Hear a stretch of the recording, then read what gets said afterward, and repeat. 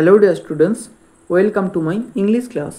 আজকের এই ভিডিওতে আমি ক্লাস 12-এর থার্ড সেমিস্টারের দ্য বেট এই টেক্সটটা নিয়ে আলোচনা করব। তো চলো শুরু করা যাক। দ্য বেট, বেট মানে বাজি, লিখেছেন অ্যান্টন চেকভ। প্রথমেই আমরা অথার এবং এই টেক্সট সম্পর্কে কিছুটা জেনে নেব, তারপরে আমরা মেন টেক্সটে প্রবেশ করব। দেখো, অ্যান্টন চেকভ, যার জন্ম হয়েছিল 1860 সালে এবং মৃত্যু হয়েছিল 1904 সালে, ওয়াজ এ রাশিয়ান প্লে রাইট। তিনি ছিলেন একজন রাশিয়ান নাট্যকার অ্যান্ড শর্ট স্টোরি রাইটার এবং ছোট গল্পের লেখক। কনসিডার্ড, তাকে বিবেচনা করা হয় one of the greatest writers, মহানতম কবিদের মধ্যে একজন। কোন সময়কালের? Of the late 19th and early 20th centuries, 19 শতকের শেষ দিকের এবং 20 শতকের প্রথম দিকের। হিজ ওয়ার্কস আর নোন, তার কাজগুলি পরিচিত, for there subtle character development, তাদের সূক্ষ্ম চরিত্রের বিকাশের জন্য, পয়েগনেন্ট অবজারভেশনস, তীক্ষ্ণ নিরীক্ষণের জন্য, অফ হিউম্যান নেচার, মানব প্রকৃতির, অ্যান্ড এ ব্লেন্ড, এবং একটা সংমিশ্রণের জন্য। কিসের সংমিশ্রণ? Of humour and melancholy. Humour মানে হাস্যরস আর মেলাঙ্কলি মানে দুঃখ। চেকভস রাইটিং, চেকভের লেখা, অফেন এক্সপ্লোর্ড, প্রায়ই অন্বেষণ করত, থিমস মানে বিষয়বস্তু। কিসের বিষয়বস্তু? অফ সোশ্যাল আইসোলেশন, সামাজিক একাকিত্ব, ডিসইলিউশনমেন্ট মানে মোহভঙ্গ, and the complexities of human relationships, এবং মানব সম্পর্কের জটিলতা। He is a master of the short story form. Short story ফর্মের তিনি ছিলেন একজন মাস্টার বা প্রভু, অর্থাৎ সেই শর্ট স্টোরি ফর্মে তিনি দক্ষ ছিলেন। নোন, যেগুলো পরিচিত ছিল, for is economy of language, তার ভাষার সুপরিচালনার জন্য, অ্যান্ড এবিলিটি এবং সক্ষমতার জন্য, টু ক্রিয়েট সৃষ্টি করার। কী সৃষ্টি করতেন তিনি? ভিভিড অ্যান্ড মেমোরেবল ক্যারেক্টার্স, স্পষ্ট এবং স্মরণীয় চরিত্র, in just a few pages, মাত্র কয়েকটা পাতার মধ্যে। এবার চলো আমরা টেক্সট সম্পর্কে কিছুটা জেনে নিই। The Bet explores, the Bet এই রচনাংশটি এক্সপ্লোরস মানে অনুসন্ধান করে, সেভারাল কমপ্লেক্স থিমস, বিভিন্ন জটিল বিষয়বস্তু, ইনক্লুডিং যার মধ্যে রয়েছে দ্য নেচার অফ ফ্রিডম, স্বাধীনতার প্রকৃতি, দ্য মিনিং অফ লাইফ, জীবনের অর্থ, and the value of material wealth, এবং বস্তুগত সম্পদের মূল্য। দ্য স্টোরি রেইজেস কোশ্চেন্স, গল্পটি প্রশ্ন তোলে। কী সম্পর্কে? অ্যাবাউট হোয়াট ট্রুলি কনস্টিটিউটস, কোনটা সত্যি সত্যি গড়ে তোলে এ ফুলফিলিং এক্সিস্টেন্স, একটা পরিপূর্ণ অস্তিত্ব, সেই সম্পর্কে এই গল্পটি প্রশ্ন তোলে। Is it a physical freedom, এটা কি একটা শারীরিক স্বাধীনতা? ইন্টেলেকচুয়াল পারসুইট, বৌদ্ধিক সাধনা, or the accumulation of riches, নাকি সম্পদের সঞ্চয়? অ্যাকুমুলেশন মানে সঞ্চয়। Chekhov uses the extreme situation, Chekhov চরম অবস্থাকে ব্যবহার করেন, অফ দ্য বেট মানে বাজির, টু এক্সামিন পরীক্ষা করতে, দ্য সাইকোলজিক্যাল ইম্প্যাক্ট মানে মনস্তাত্ত্বিক প্রভাব, অন আইসোলেশন একাকিত্বের ওপর, and the transformative power of knowledge, এবং জ্ঞানের রূপান্তরকারী ক্ষমতার ওপর। The story also delves into the themes, গল্পটি বিষয়বস্তুর মধ্যে অনুসন্ধানও করে। কি অনুসন্ধান করে? অফ প্রাইড মানে গর্বের, রিগ্রেট অনুশোচনার, অ্যান্ড দ্য আলটিমেট কন্টেম্প্ট এবং চরম অবজ্ঞা, ফর ওয়ার্ল্ডলি পজিশনস, পার্থিব অধিকারের জন্য। হোয়েন ফেসড যখন মুখোমুখি হয়, উইথ এক্সিস্টেন্সিয়াল কোশ্চেন্স, অস্তিত্বগত প্রশ্নের। দ্য ব্যাংকার্স ইনিশিয়াল অ্যারোগেন্স, ব্যাংকার মানে ব্যাংকের মালিক, ইনিশিয়াল অ্যারোগেন্স মানে প্রাথমিক দাম্ভিকতা, ব্যাংকের মালিকের প্রাথমিক দাম্ভিকতা, অ্যান্ড দ্য লয়ার্স অ্যাকসেপ্টেন্স, এবং উকিলের গ্রহণযোগ্যতা, অফ দ্য বেট বাজির, বোথ স্টেম মানে উভয় থামানো হয়, from a certain kind of pride, এক ধরনের অহং থেকে, হুইচ ইজ আলটিমেটলি চ্যালেঞ্জড, যেটা সবশেষে চ্যালেঞ্জ করা হয়, অ্যান্ড ওভারটার্নড এবং নাকচ করে দেওয়া হয়, by the lawyer's profound transformation, উকিলের গভীর পরিবর্তনের দ্বারা। The story leaves the reader, গল্পটি পাঠককে ছেড়ে যায়, পন্ডারিং যে চিন্তা করছে, the true meaning of happiness, সুখের আসল অর্থ, অ্যান্ড দ্য স্যাক্রিফাইসেস এবং বলিদান, পিপল মেক, যেগুলো জনতা বা জনগণ করে থাকে, ইন ইটস পারসুইট, ইহার সাধনায়। এবার মেন টেক্সটে চলে এসো। দেখো, ইট ওয়াজ এ ডার্ক অটাম নাইট, এটা ছিল একটা অন্ধকার শরতের রাত্রি। দ্য ওল্ড ব্যাংকার, বৃদ্ধ ব্যাংকার, ওয়াজ ওয়াকিং মানে পায়চারি করছিল, up and down his study, তার পড়ার ঘরের চারপাশে, অ্যান্ড রিমেম্বারিং এবং স্মরণ করছিল, হাউ মানে কীভাবে, 15 ইয়ার্স বিফোর 15 বছর আগে, he had given a party, তিনি একটা পার্টি দিয়েছিলেন, ওয়ান অটাম ইভিনিং, এরকমই একটা শরতের সন্ধ্যায়। There had been many clever men there, সেখানে অনেক চালাক ব্যক্তিরা ছিলেন, and there had been interesting conversations, এবং তাদের মধ্যে বিভিন্ন আকর্ষণীয় কথোপকথন হচ্ছিল। অ্যামাং আদার থিংস, অন্যান্য বিষয়ের মধ্যে, they had talked of capital punishment, তারা ক্যাপিটাল পানিশমেন্ট বা মৃত্যুদণ্ড নিয়ে কথা বলছিলেন। The majority of the guests, অতিথিদের বেশিরভাগটাই, অ্যামাং হুম যাদের মধ্যে, ওয়ার মানে ছিলেন, মেনি জার্নালিস্টস অনেক সাংবাদিক, অ্যান্ড ইন্টেলেকচুয়াল মেন এবং বৌদ্ধিক মানুষ ডিসঅ্যাপ্রুভড মানে অসমর্থন করেছিলেন বা তাদের পছন্দ হয়নি অফ দ্য ডেথ পেনাল্টি মৃত্যুদণ্ডকে। দে কনসিডার্ড তারা বিবেচনা করেছিলেন দ্যাট ফর্ম অফ পানিশমেন্ট ওই ধরনের শাস্তি আউট অফ ডেট সেকেলে হয়ে গেছে, ইমোরাল মানে অনৈতিক সেটা, অ্যান্ড আনসুইটেবল এবং সেটা অনুপযোগী ফর খ্রিস্টান স্টেটস খ্রিস্টান রাষ্ট্রগুলির জন্য। In the opinion of some of them তাদের কিছু জনের মত অনুযায়ী দ্য ডেথ পেনাল্টি মানে মৃত্যুদণ্ড অট টু বি রিপ্লেসড সেগুলো প্রতিস্থাপন হওয়া প্রয়োজন এভরিওয়ার সর্বত্র বা সব জায়গায় বাই ইমপ্রেজনমেন্ট ফর লাইফ যাবজ্জীবন কারাদণ্ডের দ্বারা। I don't agree with you আমি আপনাদের সঙ্গে একমত নই। Said their host the banker তাদের হোস্ট বা অতিথি সেবক ব্যাংকার বললেন। আই হ্যাভ নট ট্রাইড এখানে ট্রাইড মানে এক্সপিরিয়েন্সড আমি অভিজ্ঞতা লাভ করিনি বা আমার অভিজ্ঞতা নেই আইদার দ্য ডেথ পেনাল্টি না তো মৃত্যুদণ্ডের অর ইমপ্রিজনমেন্ট ফর লাইফ না তো যাবজ্জীবন কারাদণ্ডের। বাট কিন্তু ইফ ওয়ান মে জাজ এ প্রিওরাই যদি একজন আগেই বিচার করতে পারে the death penalty is more moral যে ডেথ পেনাল্টি আরও অনেক বেশি নৈতিক অ্যান্ড মোর হিউম্যান এবং আরও মানবিক দ্যান ইমপ্রিজনমেন্ট ফর লাইফ যাবজ্জীবন কারাদণ্ডের থেকে। Capital punishment kills a man at once capital punishment বা মৃত্যুদণ্ড একজন মানুষকে একবারই হত্যা করে। বাট কিন্তু লাইফ লং ইমপ্রিজনমেন্ট মানে যাবজ্জীবন কারাদণ্ড কিলস হিম স্লোলি তাকে ধীরে ধীরে হত্যা করে। হুইচ এক্সিকিউশনার কোন ঘাতক বা কোন জল্লাদ ইজ দ্য মোর হিউম্যান বেশি মানবিক হি সে হু কিলস ইউ যে তোমাকে হত্যা করে ইন এ ফিউ মিনিটস কয়েক মিনিটে অর হি নাকি সে who drags the life out of you যে তোমার থেকে জীবনকে কেড়ে নেয় in the course of many years অনেক বছর ধরে। অর্থাৎ এখানে দু ধরনের শাস্তির কথা বলা হয়েছে, একটা মৃত্যুদণ্ড আর একটা যাবজ্জীবন কারাদণ্ড।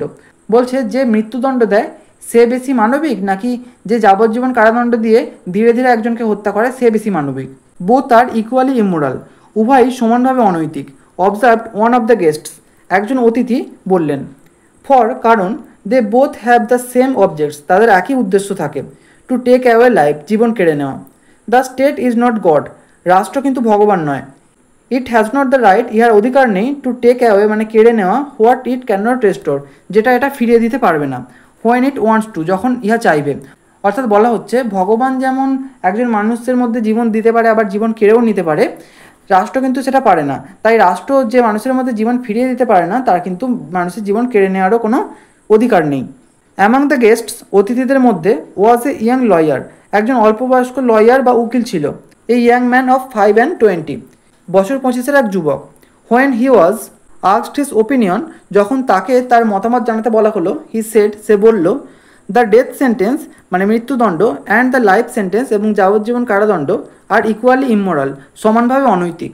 বাট কিন্তু if I had to choose যদি আমাকে নির্বাচন করতে হয় between the death penalty and imprisonment for life মৃত্যুদণ্ড এবং যাবজ্জীবন কারাদণ্ডের মধ্যে I would certainly choose the second আমি নিশ্চিতভাবেই দ্বিতীয়টাকে নির্বাচন করব। টু লিভ এনি হাউ যে কোনোভাবে বেঁচে থাকা ইজ বেটার আরও ভালো দ্যান নট অ্যাট অল একেবারেই না থাকার থেকে। এ লাইভলি ডিসকাশন অ্যারোজ একটা সরগরম আলোচনা চলল। দ্য ব্যাংকার মানে ব্যাংকের মালিক হু ওয়াজ ইয়াং যিনি অল্পবয়স্ক ছিলেন অ্যান্ড মোর নার্ভাস এবং আরও বিচলিত ছিলেন ইন দোজ ডেজ ওই দিনগুলিতে was suddenly carried away by excitement তিনি হঠাৎ করেই উত্তেজনার দ্বারা মোহগ্রস্ত হয়ে পড়লেন। He struck the table with his fist fist মানে মুঠো তিনি তার মুঠো দিয়ে টেবিলে আঘাত করলেন and shouted at the young man এবং এই তরুণ মানুষটির ওপর চিৎকার করলেন। ইটস নট ট্রু এটা সত্যি নয়। আই উইল বেট ইউ আমি তোমার সাথে বাজি ধরছি 2 মিলিয়নস 2 মিলিয়নের 2 মিলিয়ন মানে 20 লক্ষ টাকা 1 মিলিয়ন মানে 10 লক্ষ তাহলে 2 মিলিয়ন মানে 20 লক্ষ টাকা আমি তোমার সাথে 20 লক্ষ টাকার বাজি ধরছি। ইউ উডেন্ট স্টে তুমি থাকতে পারবে না ইন সলিটারি কনফাইনমেন্ট একাকী বন্দি দশায় ফর 5 ইয়ার্স 5 বছরের জন্য তুমি থাকতে পারবে না। If you mean that in earnest যদি আপনি সত্যি সত্যিই সেটা বলেন আর্নেস্ট মানে সত্যি সত্যি সেড দ্য ইয়াং ম্যান ওই যুবকটি বলল যে যদি আপনি সত্যি সত্যিই ওটা বলেন I will take the bet আমি বাজি ধরবো। But I would stay not 5 but 15 years কিন্তু আমি 5 বছর নয় 15 বছর থাকবো। 15 বছর ডান ঠিক আছে। ক্রাইড দ্য ব্যাংকার ব্যাংকের মালিক চিৎকার করে উঠল। জেন্টলম্যান আই স্টেক 2 মিলিয়নস মহোদয়গণ আমি 2 মিলিয়নের বাজি ধরছি। এগ্রিড রাজি। ইউ স্টেক ইউর মিলিয়নস আপনি আপনার লক্ষ টাকার বাজি ধরুন and I stake my freedom এবং আমি আমার স্বাধীনতার বাজি ধরছি। সেড দ্য ইয়াং ম্যান ওই তরুণ যুবকটি বলল। অ্যান্ড দিস ওয়াইল্ড এবং এই খামখেয়ালি সেন্সলেস বেট অর্থহীন বাজিটা ওয়াজ ক্যারিড আউট মানে তখনই ঠিক হয়ে গেল। দ্য ব্যাংকার মানে ব্যাংকের মালিক স্পয়েল্ড মানে যার মাথা নষ্ট অ্যান্ড ফ্রিভোলাস এবং ছেলে মানুষ with millions beyond his reckoning যার গণনার বাইরেও লক্ষ লক্ষ টাকা রয়েছে, ওয়াজ ডিলাইটেড, আনন্দিত হলো, অ্যাট দ্য বেট, এই বাজিতে। অ্যাট সাপার, নৈশভোজের সময়, he made fun of the young man, তিনি ওই তরুণকে নিয়ে মজা করলেন, অ্যান্ড সেড, এবং বললেন, থিঙ্ক বেটার অফ ইট, ভেবে নাও, ইয়াং ম্যান, তরুণ যুবক, while there is still time, এখনও সময় আছে, টু মি, আমার কাছে, 2 মিলিয়নস আর এ ট্রিফেল, 2 মিলিয়ন তুচ্ছ ব্যাপার, বাট ইউ আর লুজিং, কিন্তু তুমি হারাচ্ছ, 3 or 4 of the best years of your life, তোমার জীবনের 3 থেকে 4টা সবচেয়ে ভালো বছর। আই সে 3 or 4, আমি বলছি 3 অথবা 4, বিকজ, কারণ, ইউ ওন্ট স্টে লঙ্গার, কারণ তুমি এর থেকে বেশি থাকতে পারবে না। ডোন্ট ফরগেট আইদার, ভুলে যেও না, ইউ আনহ্যাপি ম্যান, তুমি অখুশি মানুষ, দ্যাট ভলান্টারি কনফাইনমেন্ট, যে স্বতঃস্ফূর্ত বন্দিদশা, is a great deal harder, মানে বিরাট কঠিন, টু বিয়ার, মানে সহ্য করা, দেন কম্পালসারি, বাধ্যবাধকতার থেকেও। দ্য থট, এই ভাবনাটা, that you have the right, যে তোমার অধিকার রয়েছে, to step out in liberty, স্বাধীনতার মধ্যে চলে যাওয়া, অ্যাট এনি মোমেন্ট, যে কোনো মুহূর্তে, উইল পয়জন, মানে বিষাক্ত করে দেবে, ইওর হোল এক্সিস্টেন্স, তোমার পুরো অস্তিত্বটা, ইন প্রিজন, জেলের মধ্যে। অর্থাৎ বলছে, তুমি তো স্বতঃস্ফূর্তভাবে বা নিজের ইচ্ছায় বন্দির দশার মধ্যে যাচ্ছ, তোমাকে তো কেউ বাধ্য করেনি, বা কোনো আদালত বা বিচার ব্যবস্থা তোমাকে বাধ্য করেনি, তুমি যেহেতু নিজের ইচ্ছায় যাচ্ছ, তাই তোমার কাছে রাইট থাকবে, তোমার অধিকার থাকবে যখন খুশি সেখান থেকে বেরিয়ে আসার, এবং এই বিষয়টা কিন্তু জেলের মধ্যে তোমার যে জীবনটা সেটাকে, বা তোমার যে অস্তিত্ব সেটাকে কিন্তু বিষাক্ত করে তুলবে। I am sorry for you, আমার তোমার জন্য দুঃখ হচ্ছে। অ্যান্ড নাও, এবং এখন, দ্য ব্যাংকার, মানে ব্যাংকের মালিক, ওয়াকিং টু অ্যান্ড ফ্রো, ইতস্ততভাবে হাঁটছিল, রিমেম্বার্ড অল দিস, এই সমস্ত কিছু মনে করছিল, অ্যান্ড আস্কড হিমসেলফ, এবং নিজেকে বলছিল, what was the object of that bet, ওই বাজের কী উদ্দেশ্য ছিল। What is the good of that man's losing 15 years of his life, মানুষটা যে তার 15 বছর হারিয়ে ফেললো, এটার মধ্যে ভালো কী আছে। And my throwing away 2 millions, এবং আমার 2 মিলিয়ন বা 20 লক্ষ টাকা ছুঁড়ে দেওয়ার মধ্যে কী ভালো আছে। ক্যান ইট প্রুভ, এটা কি প্রমাণ করতে পারলো, that the death penalty is better, যে ডেথ পেনাল্টি বা মৃত্যুদণ্ড আরও ভালো, অর ওয়ার্স, বা আরও খারাপ, দ্যান ইমপ্রিজনমেন্ট ফর লাইফ, যাবজ্জীবন কারাদণ্ডের থেকে। নো নো, না না, ইট ওয়াজ অল ননসেন্সিক্যাল, এটা সব কিছুই আজে বাজে বিষয়, অ্যান্ড মিনিংলেস, এবং অর্থহীন। অন মাই পার্ট, আমার দিক থেকে, ইট ওয়াজ দ্য ক্যাপ্রাইস, এটা ছিল খামখেয়ালিপনা, অফ এ প্যাম্পার্ড ম্যান, আমার মতো একজন আদুরে মানুষের। অ্যান্ড অন হিজ পার্ট, এবং তার দিক থেকে, সিম্পল গ্রিড ফর মানি, শুধুমাত্র টাকার জন্য লোভ। অর্থাৎ এই ঘটনাগুলো কিন্তু ঘটেছিল 15 বছর আগে, এবং 15 বছর পর যখন এই ব্যাংকের মালিক বৃদ্ধ হয়ে গেছেন এবং তার পড়ার ঘরে তিনি পায়চারি করছেন এবং এই কথাগুলো মনে করছেন, তখন তার মনে হচ্ছে যে এসবের কী প্রয়োজন ছিল। দেন হি রিমেম্বার্ড, তারপর তিনি মনে করলেন, হোয়াট ফলোড দ্যাট ইভিনিং, সেই সন্ধ্যায় কী ঘটেছিল। ইট ওয়াজ ডিসাইডেড দ্যাট, এটা স্থির হয়েছিল যে, দ্য ইয়াং ম্যান, ওই যুবকটি, should spend the years of his captivity, তার বন্দির বছরগুলো কাটাবে, আন্ডার দ্য স্ট্রিক্টেস্ট সুপারভিশন, কঠোরতম নিরীক্ষণের মধ্যে, ইন ওয়ান অফ দ্য লজেস, কোনো একটি কক্ষে, ইন দ্য ব্যাংকার্স গার্ডেন, ওই ব্যাংকের মালিকের বাগানের। ইট ওয়াজ এগ্রিড দ্যাট, এটা স্থির হলো যে, ফর 15 ইয়ার্স, 15 বছরের জন্য, he should not be free to cross, সে অতিক্রম করতে পারবে না, the threshold of the lodge, ওই কক্ষের থ্রেশহোল্ড বা চৌকাঠ, টু সি হিউম্যান বিইংস, মানুষকে দেখতে পাবে না, to hear the human voice, মানুষের কণ্ঠস্বর শুনতে পাবে না, or to receive letters and newspapers, অথবা চিঠি এবং সংবাদপত্রও পাবে না। হি ওয়াজ অ্যালাউড, তাকে অনুমতি দেওয়া হলো, টু হ্যাভ, মানে রাখতে, এ মিউজিক্যাল ইনস্ট্রুমেন্ট, একটা সঙ্গীতের বাদ্যযন্ত্র, অ্যান্ড বুকস, এবং বই, অ্যান্ড ওয়াজ অ্যালাউড, এবং অনুমতি দেওয়া হয়েছিল, টু রাইট লেটার্স, চিঠি লিখতে, টু ড্রিঙ্ক ওয়াইন, মদ্যপান করতে, অ্যান্ড টু স্মোক, এবং ধূমপান করতে। By the terms of the agreement, চুক্তি অনুযায়ী, দ্য অনলি রিলেশনস, মানে একমাত্র সম্পর্ক, হি কুড হ্যাভ, সে রাখতে পারত, উইথ দ্য আউটার ওয়ার্ল্ড, বাইরের জগতের সঙ্গে, ওয়ার, সেটা ছিল, বাই এ লিটিল উইন্ডো, একটা ছোট জানালার মাধ্যমে, made purposely for that object, যেটা সেই উদ্দেশ্যেই তৈরি করা হয়েছিল। হি মাইট হ্যাভ এনিথিং, সে যে কোনো কিছু পেতে পারে, হি ওয়ান্টেড, সে যেটা চাইবে, যেমন বুকস, বই, মিউজিক, মানে সঙ্গীত অথবা সেই সম্বন্ধীয় কোনো জিনিস, ওয়াইন, মদ, অ্যান্ড সো অন, এবং আরও অনেক কিছু, ইন এনি কোয়ান্টিটি, যে কোনো পরিমাণে, হি ডিজায়ার্ড, যেমনটা সে ইচ্ছা করবে, বাই রাইটিং অ্যান অর্ডার, একটা নির্দেশনামা লেখার দ্বারা, but he could only receive them, কিন্তু সে শুধুমাত্র সেগুলোকে গ্রহণ করতে পারবে, থ্রু দ্য উইন্ডো, জানালার মধ্য দিয়ে। দ্য এগ্রিমেন্ট প্রোভাইডেড, চুক্তিপত্রে দেওয়া ছিল, ফর এভরি ডিটেল, সমস্ত তথ্য, অ্যান্ড এভরি ট্রিফেল, এবং ছোটোখাটো জিনিস, that would make his imprisonment strictly solitary, যেটা তার ইমপ্রিজনমেন্ট বা বন্দিদশাকে কঠোরভাবে একাকিত্বে ভরিয়ে তুলবে, and bound the young man, এবং ওই তরুণকে বাধ্য করবে, টু স্টে দেয়ার, সেখানে থাকতে, এক্স্যাক্টলি 15 ইয়ার্স, ঠিক 15 বছর, beginning from 12 o'clock of November 14, 1870, যেটার সময় শুরু হবে 1870 সালের 14ই নভেম্বরের 12টা থেকে, অ্যান্ড এন্ডিং এবং শেষ হবে অ্যাট 12 o'clock of November 14, 1885, 1885 সালের 14ই নভেম্বরের 12টায়। দ্য স্লাইটেস্ট অ্যাটেম্প্ট মানে সামান্যতম প্রচেষ্টা অন হিজ পার্ট তার দিক থেকে টু ব্রেক দ্য কন্ডিশনস এই শর্তগুলো ভাঙার, if only 2 minutes before the end যদি এই সময়সীমা শেষ হওয়ার 2 মিনিট আগেও সে শর্ত ভাঙার চেষ্টা করে, রিলিজড দ্য ব্যাংকার তাহলে সেই ব্যাংকার মুক্ত হয়ে যাবে ফ্রম দ্য অব্লিগেশনস মানে তার দায়বদ্ধতা থেকে, টু পে হিম তাকে দিতে 2 million 20 লক্ষ টাকা। ফর দ্য ফার্স্ট ইয়ার প্রথম বছরের জন্য অফিস কনফাইনমেন্ট তার বন্দিদশার, as far as one could জাজ যতদূর একজন বিচার করতে পারে, ফ্রম ইস ব্রিফ নোটস তার সংক্ষিপ্ত নোট থেকে, দ্য প্রিজনার সাফার্ড ওই বন্দি ভুগেছিল সিভিয়ারলি মানে ভীষণভাবে, ফ্রম লোনলিনেস একাকিত্বে অ্যান্ড ডিপ্রেশন এবং হতাশায়। The sounds of the piano পিয়ানোর শব্দ কুড বি হার্ড শোনা যেত, কন্টিনিউয়ালি মানে অনবরত, ডে অ্যান্ড নাইট দিনে এবং রাত্রে, ফ্রম হিজ লজ তার কক্ষ থেকে।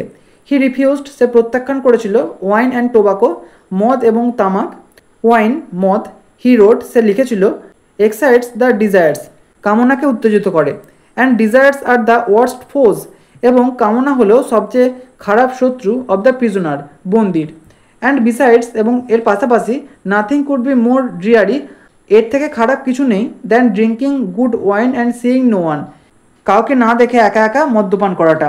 অর্থাৎ বলছে যে ভালো মদ্যপান করবে এবং কাউকে দেখবে না, অর্থাৎ একা একা মদ্যপান করবে, এর থেকে খারাপ কিছু হতে পারে না।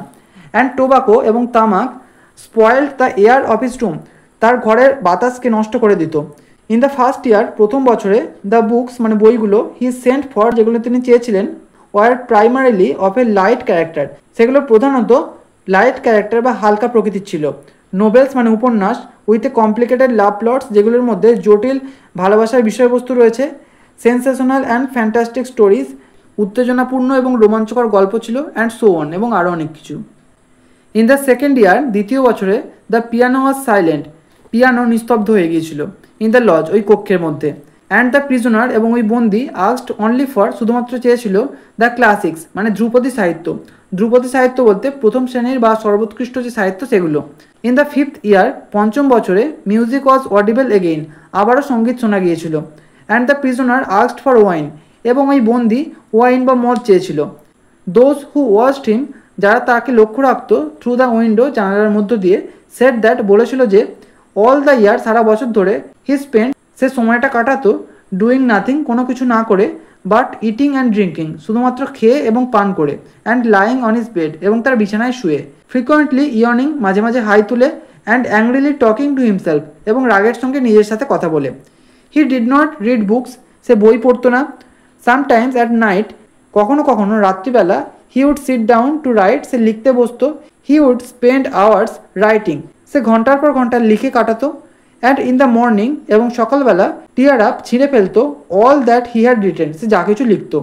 মোর than once he could be heard crying একাধিকবার তাকে কাঁদতে শোনা গেছে। অর্থাৎ বুঝতেই পারছো একজন মানুষ যে কিনা বন্দিদশার মধ্যে রয়েছে বা একাকিত্ব ভোগ করছে, কতটা যন্ত্রণা তাকে ভোগ করতে হয় সেটা কিন্তু ধীরে ধীরে এই গল্পে ফুটে উঠছে। এখানেই আজ শেষ করছি, নেক্সট ভিডিওতে বাকি অংশটুকু নিয়ে আলোচনা করব। এই ভিডিওটা যদি ভালো লেগে থাকে তাহলে একটা লাইক করো, আর অবশ্যই চ্যানেলটিকে সাবস্ক্রাইব করে বেল আইকনটিকে অল করে রেখো, যাতে আমাদের আগামী সমস্ত ভিডিওর নোটিফিকেশানগুলো তোমরা পেতে পারো। Thank you.